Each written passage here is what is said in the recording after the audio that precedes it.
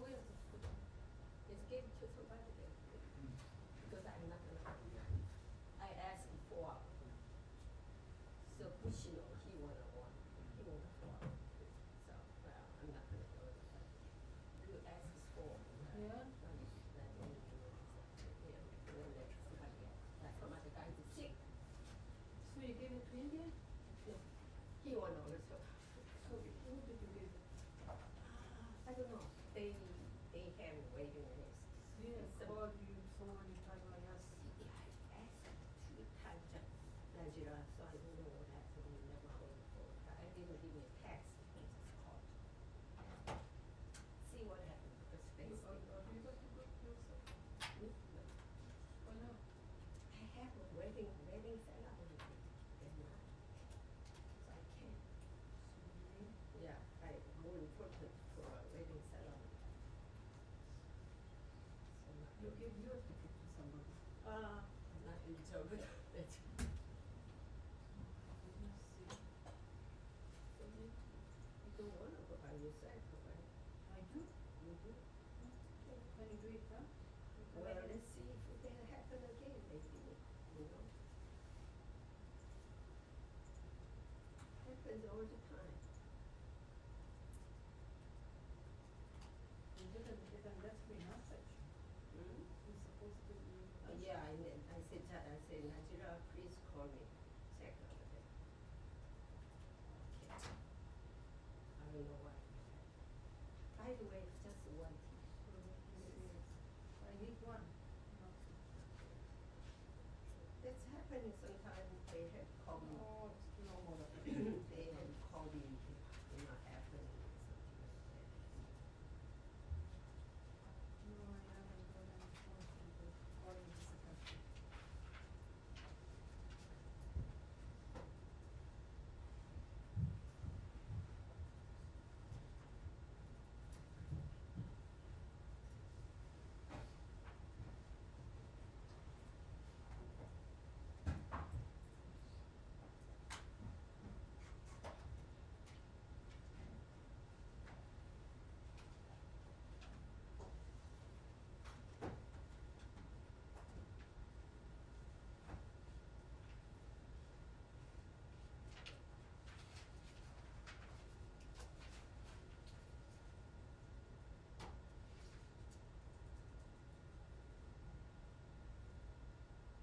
Sure you think he's gonna go try with that? Go ahead and try.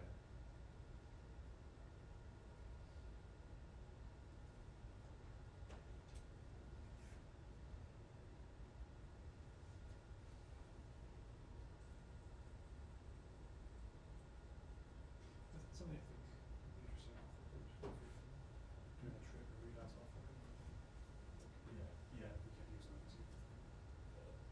yeah. We get to just get like I'm sure he's, personal response. I'm sure he's,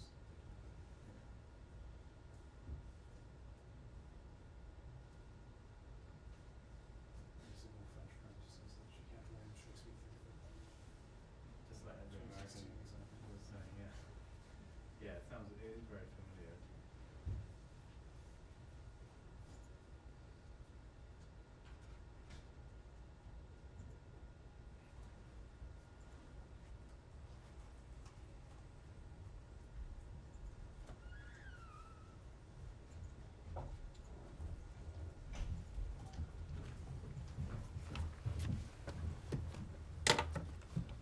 Good afternoon. A hearty welcome back to our colleague Sean. Missed you.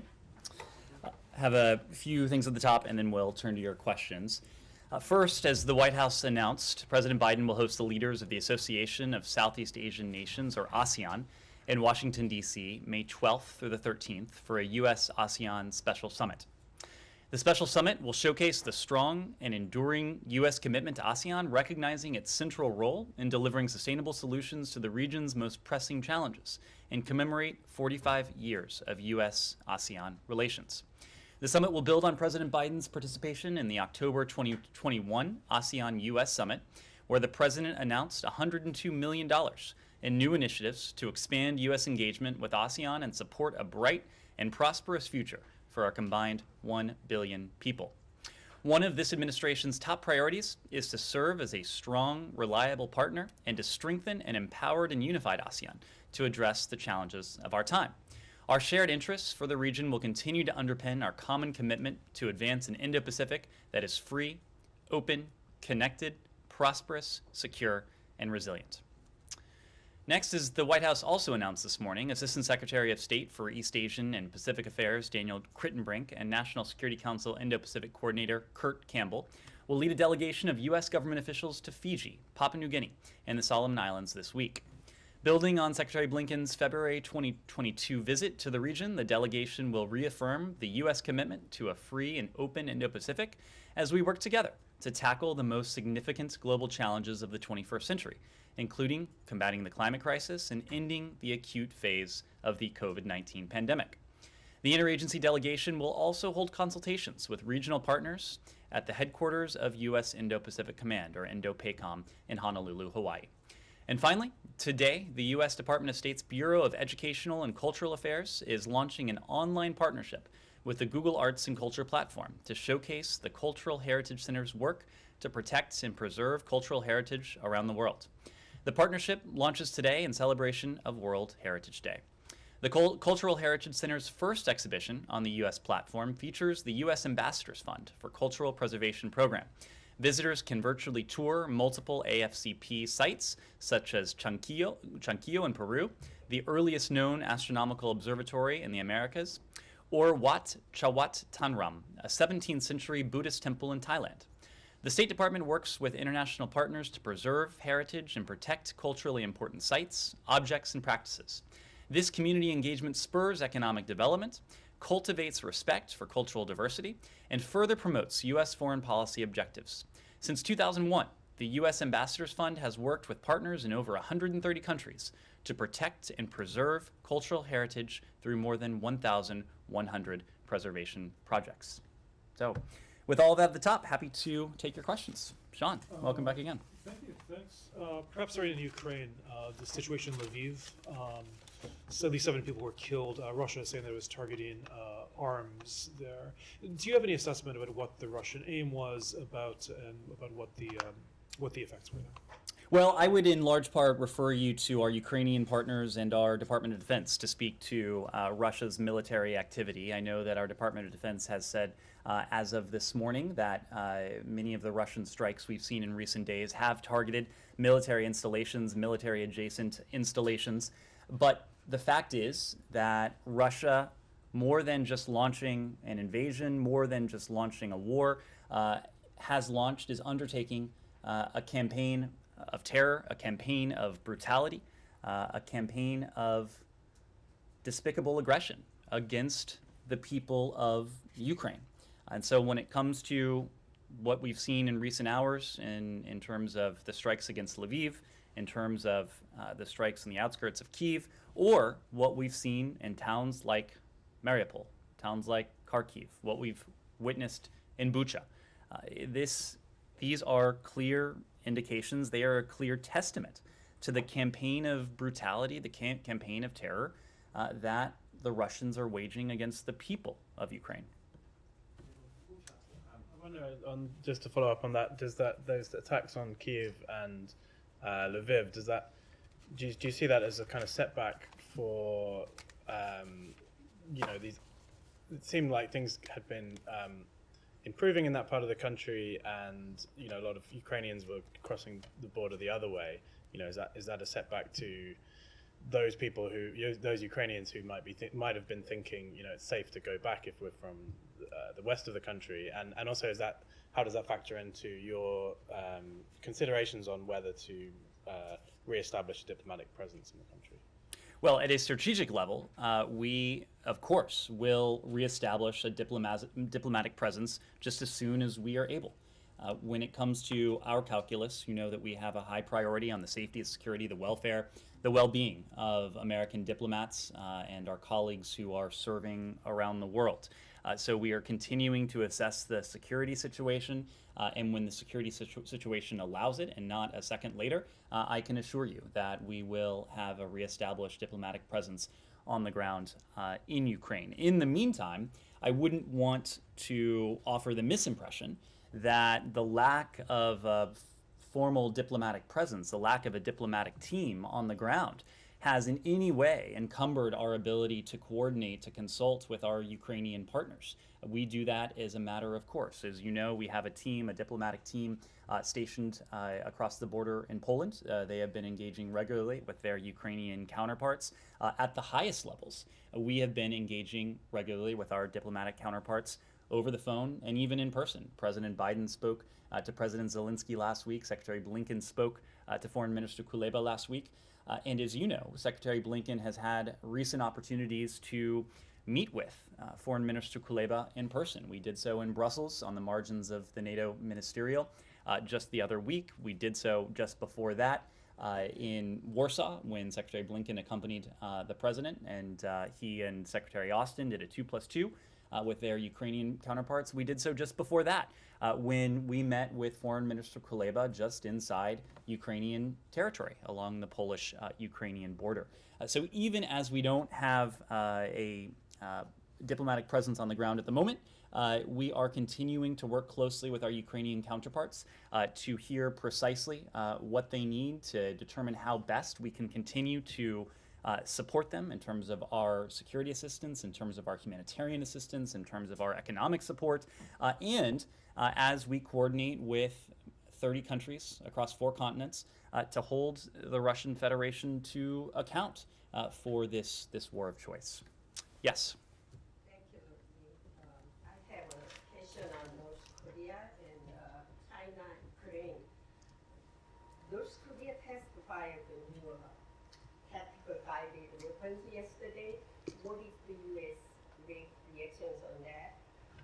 Second one, Ukraine President Zelensky is reported to have asked President Biden to designate Russia as a state sponsor of terrorism. Will the U.S. accept this? So I will follow next. Let me start with that question just because it's adjacent to Simon's question. As I mentioned just a moment ago, we have worked with some 30 countries across 4 continents to impose unprecedented costs on the Russian Federation with our economic sanctions, other economic measures, including our export control measures. We are going to look at all potential options that are available to us under the law, options that would be effective in holding Russia to account. And if a tool is available and effective, we won't hesitate to use it. When it comes to the DPRK's most recent provocations, I know that the Department of Defense issued a statement on this. They noted that the department was aware of the DPRK's statement, that they conducted a test of a long-range artillery system. As you know, we're closely monitoring the situation on the Korean Peninsula, and we have warned of the possibility of additional potential provocations from the DPRK. It just so happens that our special envoy for the DPRK is currently in Seoul. He had a series of meetings in Seoul earlier today. He spoke publicly as well to make the point that his engagement with our ROK allies showcases the coordination and underscores our rock-solid commitment to the region. Ambassador Sung Kim went on to say that we're determined to protect the security of the United States and that of our allies, the ROK and Japan. And he noted that our goal continues to be the complete denuclearization of the Korean Peninsula. Sung Kim, Deputy Secretary Sherman, Secretary Blinken have engaged regularly, bilaterally, with our ROK counterparts, bilaterally with our Japanese allies, trilaterally with our ROK and Japanese allies together. We have, in all of those engagements, sought to make very clear to the DPRK that the door to diplomacy is not closed, that it does remain open, but that the DPRK needs to cease its destabilizing actions and instead choose the path of engagement, something it has not yet done. We are willing to listen to the full range of the DPRK's concerns, but this can only happen through dialogue, and the DPRK has not yet given any concrete indications that it is open to this dialogue. They have done this notwithstanding the fact that we've made clear on many occasions, including right here, that we harbor no hostile intent towards the DPRK. And we've also made clear that we are willing to meet without preconditions to engage in this dialogue. Unfortunately, it is the DPRK that has failed to respond to our invitations, and instead, they have engaged in this series of provocations, including the ICBM launches in recent weeks. We have worked with our allies in the region, we've worked with our allies well beyond the region, and we've worked in the UN context to make clear our condemnation of these recent ballistic missile tests, each of which was in violation of multiple UN Security Council resolutions. These launches, these tests, have demonstrated that the DPRK continues to prioritize its WMD and ballistic missile programs at the expense of regional and international security. And in response to these provocations, in whole and in part, we have taken a series of diplomatic, economic, and military measures. We've detailed them in some depth, both from here and throughout this administration. Our actions are intended to make clear to the DPRK that its escalatory behavior has consequences. Those consequences will continue as long as the DPRK continues with its provocations.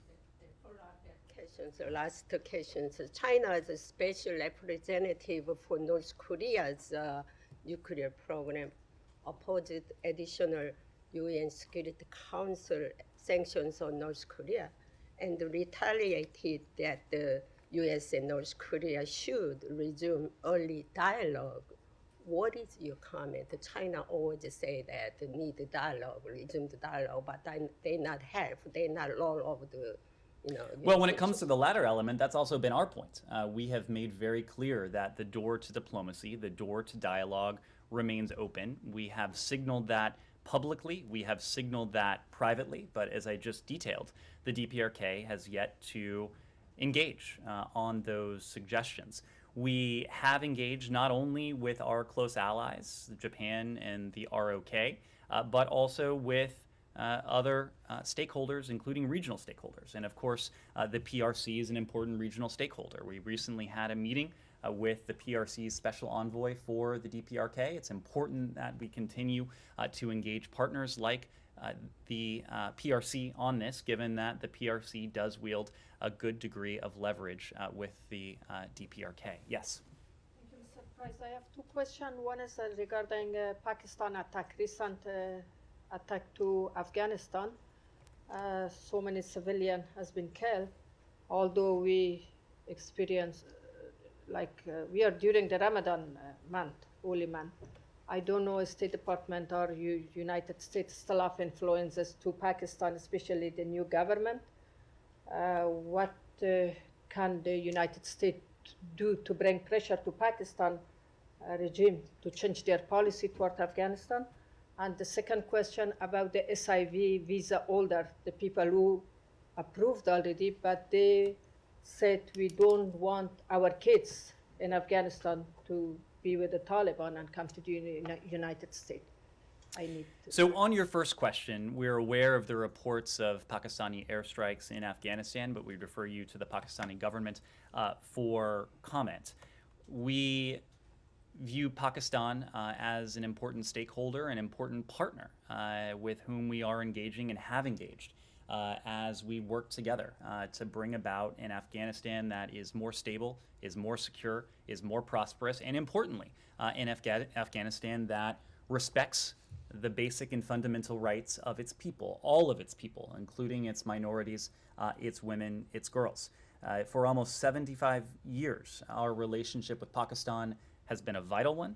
We look forward to continuing that work with the new government in Pakistan across regional and international issues. This is work that has the potential to promote peace and prosperity in Pakistan and throughout the region. We've already congratulated the new Pakistani Prime Minister, Shehbaz Sharif, on his election, and we look forward to working closely with his government. When it comes to the SIV program, we've spoken to this in some length, but of course, in addition to U.S. citizens, lawful permanent residents, we are prioritizing the relocation for those who have partnered with the United States over the course of the last 20 years. And SIV holders are certainly in that category. The SIV program is actually not a program that we ourselves designed or we ourselves formulated.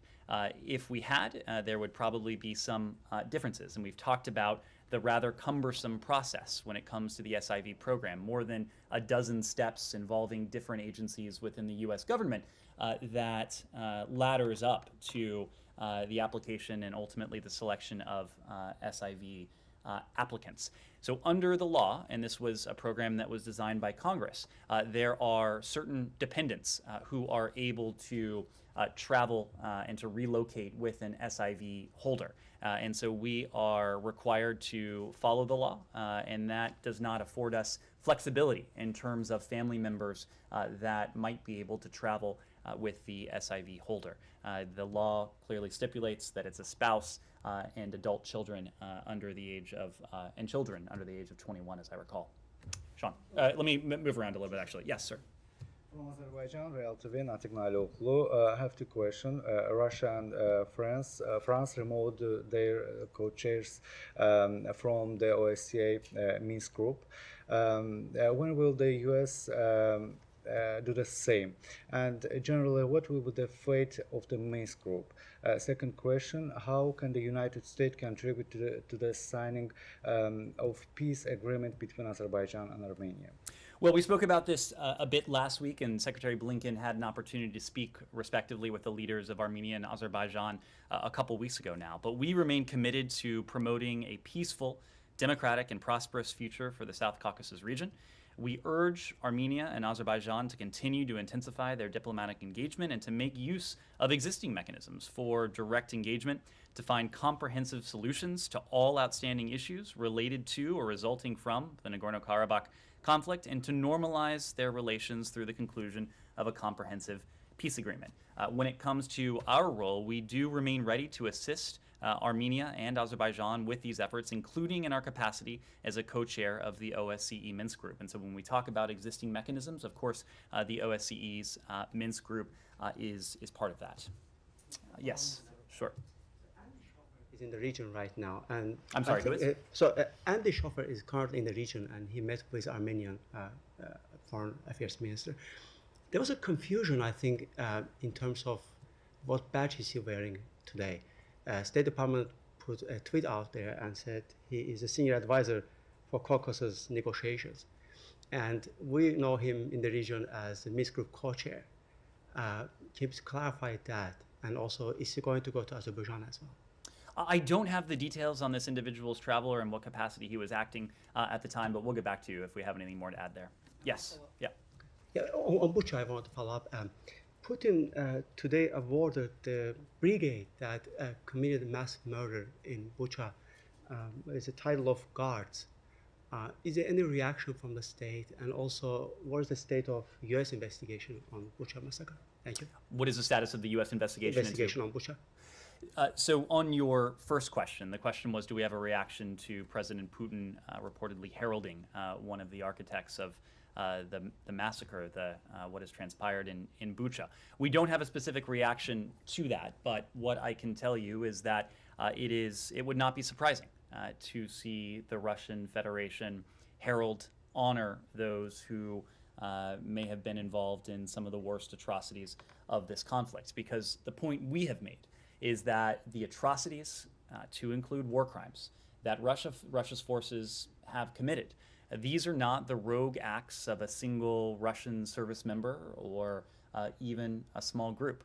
This was a premeditated, preconceived campaign of brutality against not targeting not only the government of Ukraine, the territorial integrity of the state of Ukraine, but also the people of Ukraine. And that is why we are so focused on accountability, not only on those who are responsible through their own hands and their own work, through the deaths and the destruction in Ukraine's towns and cities, but also all of those up the ladder who were part and sanctioned this effort of brutality against the people of Ukraine. Yes. Thank you, Ned. Last week, the CIA director called China a silent partner in Putin's war of aggression in Ukraine. Is the U.S. giving any consideration to increasing the nature of its diplomatic pressure on China, changing its tactics in order to bring the Chinese around to ending their tacit support for Russia? Well, the PRC is going to make its own decisions about how it supports Russia's brutality against the people of Ukraine. The PRC is going to make its own decisions about whether everything that it has purported to stand for in the international system in recent decades, including an emphasis on state sovereignty and the ability and the inviolability of borders, or whether all of that was just a show, just bluster. And to the director's point, not only have we not seen the PRC condemn, as every country around the world should, the brutality that Russia's forces are carrying out on the Ukrainian, against the Ukrainian people. We've actually heard senior PRC officials parrot some of the worst, some of the most dangerous propaganda that is and has emanated from the Kremlin. So this is a choice for the PRC to make.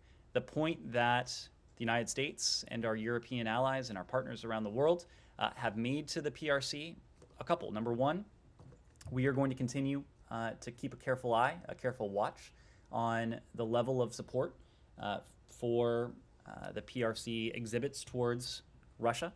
Of course, if the PRC were to provide weapons, supplies, would seek to help Russia evade sanctions, there would be strong consequences for that, not only on our part, but also on the part of our allies and partners. But number two, this is a moment when every responsible country around the world has an obligation to its people and to the international community to make clear where it stands on questions that are fundamental and questions on which there should be no nuance. Questions about whether this type of brutality, these wanton human rights abuses, the massacring of civilians, the ability of a state to pretend that international borders don't exist, and the ability of leaders to declare, as President Putin seemingly has, that another country doesn't have a right to exist. These are fundamental questions. We've heard from the PRC its desire over the course of many decades to be a responsible stakeholder. Well, now is the time to answer that question, and now is the time to show up. Just to clarify, Ned, because you mentioned some of the other ways that China could be providing material support, has the U.S. to date seen any evidence that that support has been anything but rhetorical? Have there been weapons support provided? Has there been sanctions support provided? We're going to continue to watch very closely. We offered an assessment a couple weeks ago now that we had not seen the provision of weapons of supplies, and that assessment has not changed. Sean. Can we turn to the Middle East? Sure. Just as you're walking in, the Israeli military says that they intercepted a rocket from Gaza. I know you put out a statement on Jerusalem. I believe it was on Friday. What's your assessment of the situation? How worried is the United States that this could flare up the way it did last year? Well, I did see that report just before we walked in. To answer your question, in short, we are deeply concerned. We are deeply concerned by the recent violence in Jerusalem on the Haram al-Sharif Temple Mount and across the West Bank. We, as we did on Friday, continue to call on all sides to exercise restraint, to avoid provocative actions and rhetoric, and preserve the historic status quo on the Haram al-Sharif Temple Mount. We also continue to urge Israeli and Palestinian officials to work cooperatively to lower tensions and ensure the safety of everyone. This department continues to closely follow the situation and continues to be in close contact with senior Israeli and Palestinian officials to seek to de-escalate tensions. What I can tell you is that a number of senior officials across this government, and certainly a number of individuals across this building and our ambassadors in capitals across the Middle East, were engaged in a series of phone calls, including at very high levels over the weekend, again with our Israeli partners, with our Palestinian counterparts, with other Arab representatives in the region, including our Jordanian partners, the custodian of the Haram al-Sharif Temple Mount, in an effort to see to it that these tensions do not escalate. Can I just follow up? You mentioned Jordan. The Jordanians summoned the Israeli ambassador and said that, or the Sharjah, and said that it was calling it heavy-handed, the treatment that the Israelis had of the Palestinians in Jerusalem. Do you share the assessment of the Jordanians that things could have been handled differently? I'm not in a position to offer a detailed assessment of operations on the Temple Mount Haram al-Sharif. What I can say is that we have urged all sides to preserve the historic status quo on the Haram al-Sharif Temple Mount, both in word and in practice, and to avoid steps that may be provocative and that may seek to, or that may inflame tensions even further. If nobody has a follow-up on that specifically. Anything else on this specifically? Okay. Iran? Sure. Your counterpart in Tehran said today that the United States is behind the holdup in coming to a revival of the JCPOA, re-entry of the United States into the JCPOA. Do you have any response, directly or indirectly, to that? Do you agree with the assessment that it's the U.S. that's holding up restoring this? We have said this consistently since the beginning. We are prepared to return. We are prepared for a full return to JCPOA. Excuse me. We are prepared for a return to full JCPOA implementation. We are also prepared for broader diplomatic efforts to resolve issues outside of the JCPOA and this specific nuclear file. Deputy Secretary General Mora of the EU's External Action Service continues to convey messages and is working to bring these negotiations to a successful conclusion. We're not going to negotiate in public, but what we can say is that if Iran wants sanctions lifting that goes beyond the JCPOA, they'll need to address concerns of ours that go beyond the JCPOA.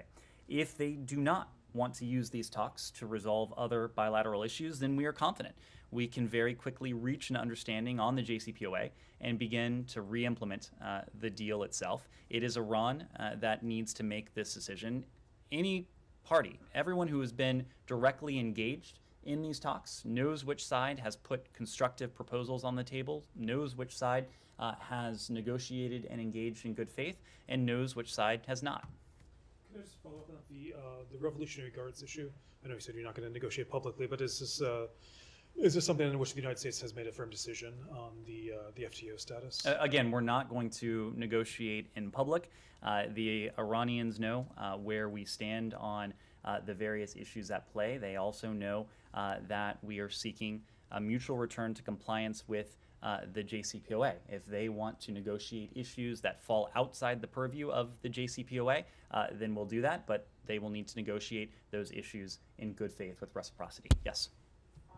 Following up on Sean's questions, your Iranian counterpart also said that the environment or atmosphere of the talks, quote unquote, is not negative.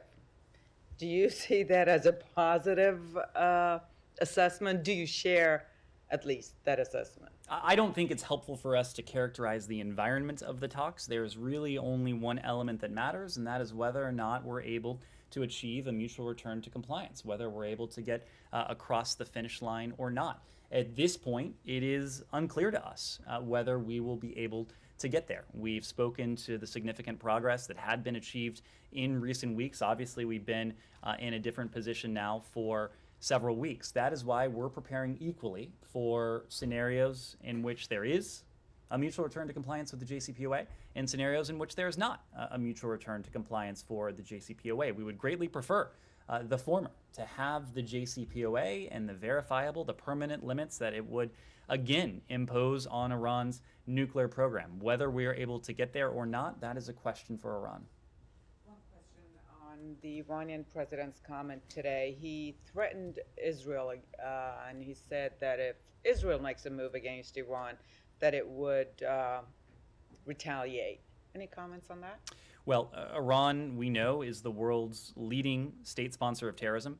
Its support for terrorism threatens international security and our partners throughout the region and elsewhere. Of course, that includes Israel. This administration's commitment to Israel's security is sacrosanct. We have demonstrated that in a number of ways. And in cooperation with our allies and regional partners, including Israel, we will use every appropriate tool to confront the IRGC's destabilizing role in the region, including working closely with our partners in Israel. Yes? Two on Ukraine, if I may. The first is on James Hill, the U.S. citizen killed roughly a month ago in Kharkiv. His family says his remains are in Brussels and they've not been notified when they will be returned to the U.S. Is the State Department aware of this? Are they helping? What kind of assistance is being provided to them, including the return of his remains? So I'm not able to comment on specific cases, but I can tell you that our Bureau of Consular Affairs routinely and regularly interacts with Americans, with their families, including cases of illness or, unfortunately, cases of death. But I just don't have any additional details on this. Secondly, can you please provide the latest on the State Department's role in planning for a senior-level visit to Ukraine, and how have the recent strikes in Lviv and Kiev affected that planning process? Well, again, we don't have any travel to confirm. We don't have any travel to announce or even to preview at this point. But the fact remains that our coordination and our consultation with our Ukrainian partners and our European allies, as well as partners and allies around the world, remains ongoing. It is continuous. It is daily. And what I can say is that tomorrow, in fact, you will see Deputy Secretary of State Wendy Sherman travel to Brussels. She'll be there from April 19th to April 22nd. She is going for the third high-level meeting of the U.S.-EU dialogue on China that will take place on April 21st. She'll also go for consultations with our European allies and partners on the Indo-Pacific on April 22nd. But she will also, while there, engage in Brussels with our NATO allies and EU partners to discuss our continued close coordination on President Putin's war of choice against Ukraine. So Secretary Blinken has spent more time in Brussels than any other city on the face of the earth, with the exception of Washington, D.C. Deputy Secretary Sherman has spent a good deal of time there herself. She'll be returning tomorrow, where she will remain for several days, including by being engaged with our European allies on the question of Russia's aggression against Ukraine. Yes, sir. Is the Secretary tomorrow going to make that visit? It's been reported lately many times that the administration is considering sending a high official to Kyiv. Is it in the book? And if not, why? Well, the Secretary will make an important visit tomorrow. He will lead a U.S. delegation to Panama City to lead a ministerial conference on migration and protection co-hosted with the government of Panama. We'll depart tomorrow morning. We will return tomorrow evening. While in Panama, our delegation will join senior representatives from more than 20 other countries in the Western Hemisphere at the ministerial conference. Secretary Mayorkas of the Department of Homeland Security will be in attendance and helping to co-host this as well. This is part of our effort with countries from across the region in recognition of our shared responsibility to address forced displacement and to manage irregular migration. And as we've discussed since the beginning of this administration, our migration management strategy is a regional one, addressing the root causes, the drivers of migration from within the region. This will be an important follow-on to the discussions we had in Colombia last October, an important follow-on to discussions we had in Costa Rica last year, as well as we develop and implement with our partners in the region this migration management strategy. Sir. I mentioned a visit to Kiev, to Ukraine. It's been reported lately that you're considering sending a high official to Kiev. Is it? As I've said a number of times already today, we don't have any travel to announce, but we regularly engage with our Ukrainian partners on our diplomacy, on their needs, on the ways we can continue to support the government and the people of Ukraine. Yes. Turkish Foreign Minister Mevlut Çavuşoğlu will pay a visit to the United States on May 18. What will be the main issues in the discussions? Can Turkey be part of the F-35 program again? Well, Turkey, of course, is an important NATO ally. We've had many occasions in recent weeks to consult with our Turkish allies, including with Foreign Minister Çavuşoğlu.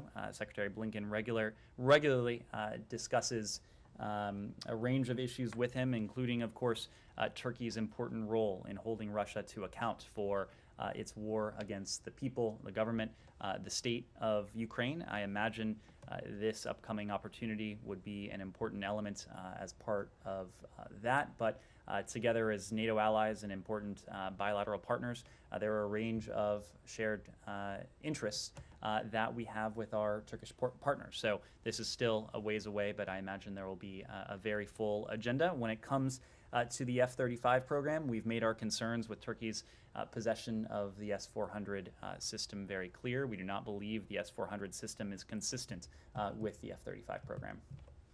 Yes? To get back to Iran, as part of the indirect talks over the detainees, is the administration also seeking the release of U.S. legal permanent residents like Shahab Dalili, whose family has now gone public with his case? We have a number of concerns with the Iranian regime. At the top of that list, of course, is its nuclear program and the challenge that its nuclear program, which has been able to gallop forward since 2018, poses to regional and international peace and security. But beyond that, of course, we are focused on the release of U.S. citizens. And there are 4 U.S. citizens who remain unjustly detained in Iran. We are continuing to do everything we can to see to it that these individuals are returned to their families just as soon as is possible. There may be other cases that we're prioritizing as well, but in the first instance, we're always going to prioritize the safety, the security, the welfare, the well-being of American citizens, of U.S. citizens. Yes? And just to stay in the region, is the U.S. concerned by reports that 4 Uyghur Muslims held in Saudi Arabia risk deportation to China, and has this been discussed with Saudi counterparts? Across the world, we advocate against the involuntary return of predominantly Muslim Uyghurs and members of other ethnic and religious minority groups to the PRC. We know that if returned, these individuals are at risk of detention, potentially even torture. We will continue to urge partners to abide by their obligations under international law, including non-refoulement, and not return individuals from vulnerable populations to the PRC where they face genocide and crimes against humanity. John? Any comment on reports that Saudi Arabia pushed Yemen's elected president to step aside?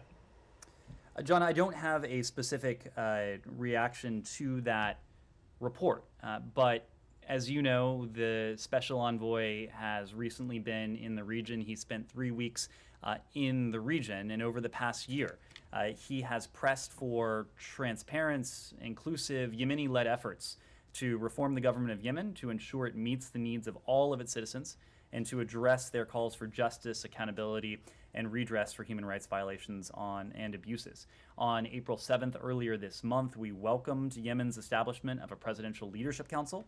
We urged that council to advance these goals in partnership with Yemeni civil society and members of marginalized communities. We also urged the leadership council to work closely with the prime minister to strengthen basic services and economic stability as soon as possible so that Yemenis across the country can receive tangible benefits from these recent reforms.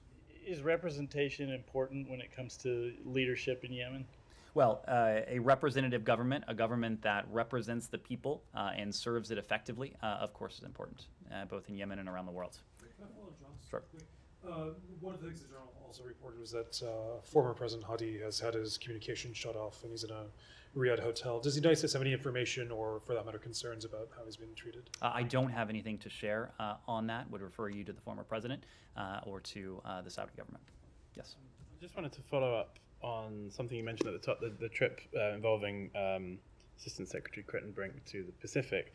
Is there anything sort of more concrete you can that delegation is going to be trying to get out of those visits? And wonder if you could sort of, I don't think the announcement mentioned China, which is obviously the backdrop to these visits. How much does this visit reflect a concern that China is growing influence in that region?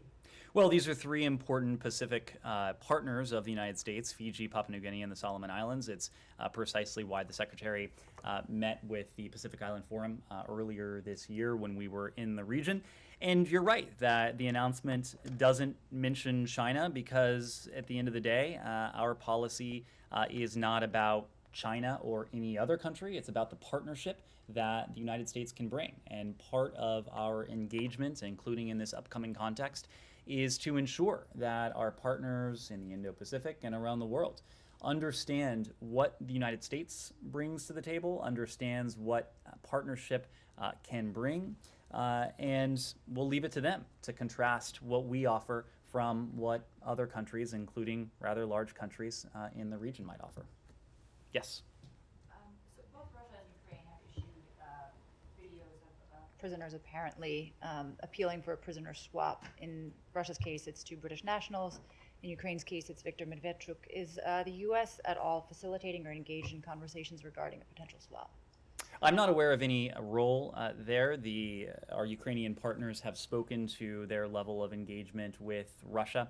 You heard from Foreign Minister Kuleba yesterday that these engagements have been rather low level. They've been at the expert level. And we can all see very clearly that they have not demonstrated much promise just yet. That is not because both parties are not prioritizing diplomacy, are not prioritizing dialogue.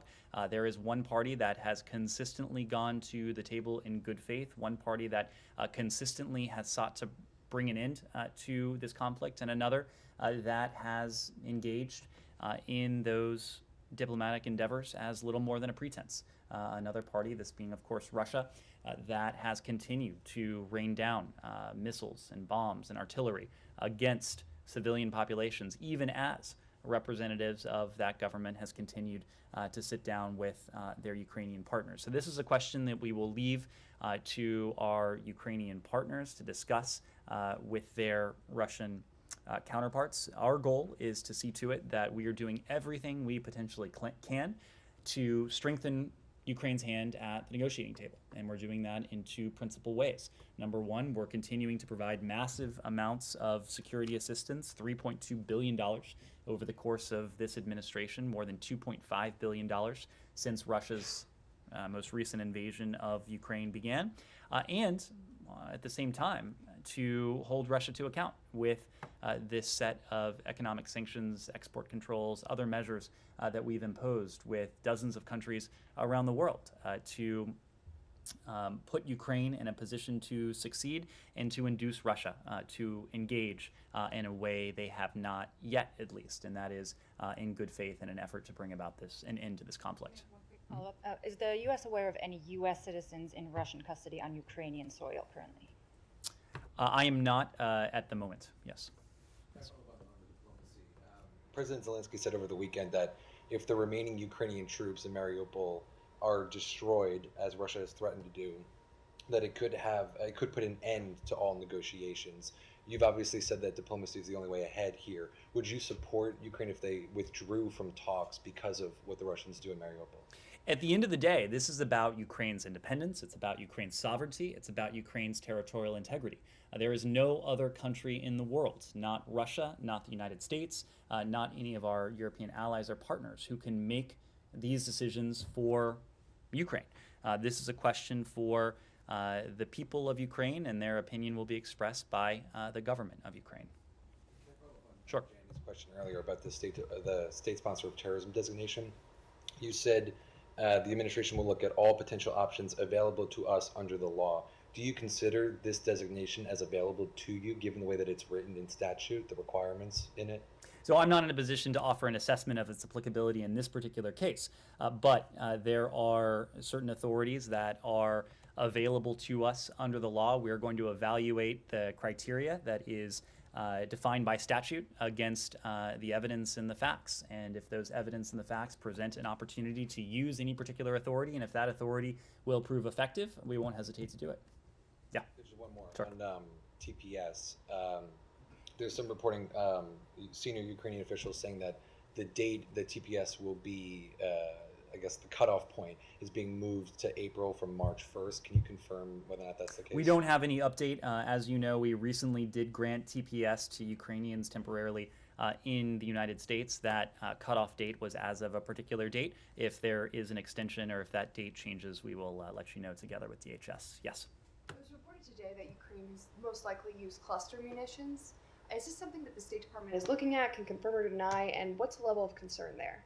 I've seen those reports. I'm not in a position to speak to them. I might refer you to the Department of Defense if they have any additional context to offer. And of course, our Ukrainian partners would be in the best position to speak to this. What we can say is that this Russia's war against Ukraine has brought untold brutality, has brought untold despair to the people of Ukraine. Our Ukrainian partners, their service members, have fought valiantly, have fought effectively. They have done so with grit and determination, and they've also done so with an amount of support from the United States and the international community that is nearly unprecedented. Not in a generation has so much security assistance flowed from the United States to any other country. And that is because our support to our Ukrainian partners is ironclad, it is unwavering. We'll continue to provide them with what they need to effectively take on the challenge from Russia's service members, and Russia's aggression. But I just don't have anything for you on that particular report. Yes? On the Indo-Pacific trip of the U.S. delegation, is the Solomon Islands intend to sign a security pact with China a concern, and is it going to be brought up on that trip? Is the U.S. delegation going to possibly ask the Solomon Islands not to sign that pact like Australia? Well, we understand that the Solomon Islands and the PRC are discussing a broad security-related agreement building on recently signed police cooperation.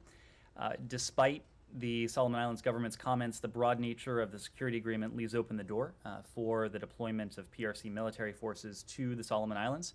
We believe that signing such an agreement could increase destabilization within the Solomon Islands and will set a concerning precedent for the wider Pacific Island region.